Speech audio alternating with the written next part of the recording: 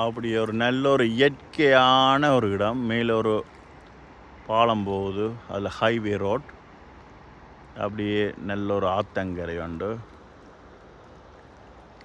இயற்கையான காற்று சும்மா அந்த மாதிரி இருக்குது. இங்கே ஒரு காடு ஒன்று இருக்குது,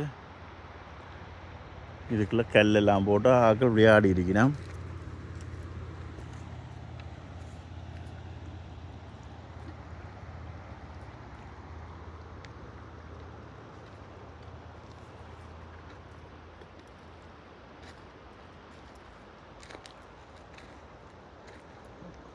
ஓகே, நல்ல வியூ என்ன.